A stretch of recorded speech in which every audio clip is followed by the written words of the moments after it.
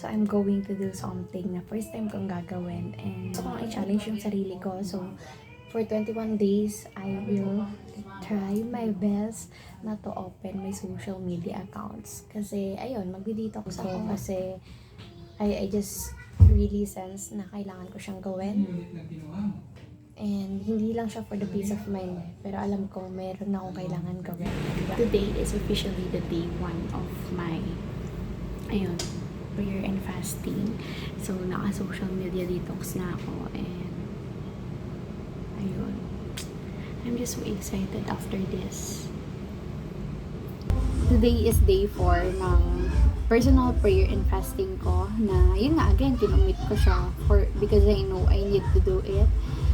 There's something na merong urgency sa akin mismo to do it. And ayun, I am so happy. I am so at peace for the past 3 days plus 1 yung preparation na wala akong masyadong involvement sa social media.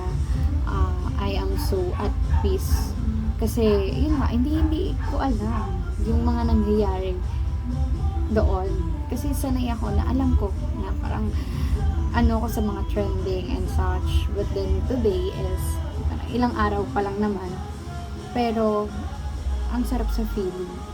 But then bumalik ako ng kaninang madaling araw sa private IG ko so that I can update lang yung wala lang, parang may gusto lang ako i-post. Ayun, so every weekend I decided na every weekend online ako, pero kapag weekdays wala ako sa social media, and that's really good for me kasi grabe yung effect ng social media sa akin. So kailangan kong i-limit yung investment ng time ko sa social media kasi it's not that good na parang every single day updated ako sa kung ano yung trending, ganyan. So okay lang sa akin ngayon na malito ako sa trending, which is before hindi. So lagi ako nakakasabay, pero ngayon okay lang sa akin kasi I'm at peace. Like, ang sarap sa puso. Happy day 4. Okay, so day 10 today ng intentional prayer and fasting ko. Tapos, ayun, I just found my emotions is all over the place simula last night, hindi last night, yesterday, buong araw. Kasi I found myself crying again. Parang, basta may mga questions lang. But I'm okay. Na, naman siya. Dinadaanan ko, pinaprocess ko talaga. I just wanna share yung nabasa ko sa devotional ko today, this morning. Sabi dito, God's victory in our battles are often outcomes of a faith-filled season of prayer and fasting. So, I don't know if everyone here is familiar ng story about Jesus being in the wilderness for 40 days. And doon din siya na-tempt, ganyan, pero never siya na-tempt. I mean, na-tempt siya, pero hindi siya nag-give in. Kasi nga, ang weapon niya during that time, every time that the enemy is tempting him, is the word of God. So, sobrang importante that we are rooted, deeply rooted with the word of God, so that kapag yun nga, may mga binabato sa atin yung kalaban, meron tayong panlaban. That's our armor talaga.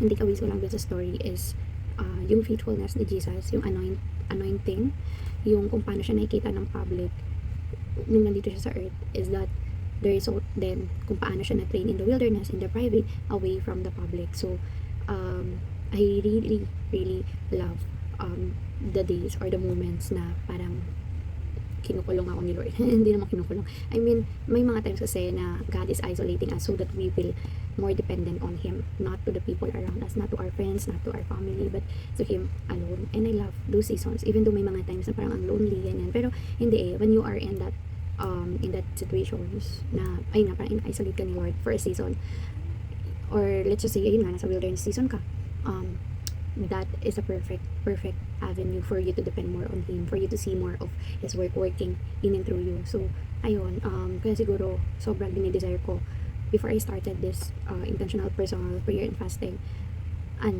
sobrang dinidesire ko really to be deeper in Him, to understand more kung paano nag-work si Lord. Pero hindi naman yung biglaan na maintindihan ko lahat one at a time. Ganun. Pero ang goal ko lang naman, why I did this, is because I wanted to listen. I wanted to seek Him more. And ayun naman, So, may mga battles pa rin naman. Hindi na mawawala yung battles. As long as we are here on earth, there is a battle. But the good thing is, we are already victorious, or I am victorious because of what Jesus Christ did on the cross more than 2,000 years ago. And, ayun, parang ang gagawin lang talaga is to be more faithful than even in the private. Even if hindi nakikita ng mga tao kung paano mo nilalaban yung mga battles. You just need to be faithful. And, ayun. And that's what I'm saying to myself. Even to mahirap. Alam niyo, sa ngayon, convinced ako, this very day, day 15 of my intentional personal prayer and fasting. And alam ko sa sarili ko na hindi ko kayang mag-continue pa sa lahat ng ginagawa ko if it's not because of God's grace. I mean, hindi ko kaya kung wala yung grace ni Lord. Kasi sobrang nag-i-speak sa akin yung narinig ko to somewhere in podcast na when God calls you into something, His grace will continue to sustain you. You will know that you're called to do it kapag ka alam mong hindi mo kayang gawin yun pero nasusustain ka. And girl, hindi ko kayang gawin lahat ng ginagawa ko ngayon, like sabay-sabay ganyan, pero I just believe na I am called to do this for such a time as this. Kaya ayun, nakakapagod, pero thank you Lord for His grace talaga. Ayun, happy day 15.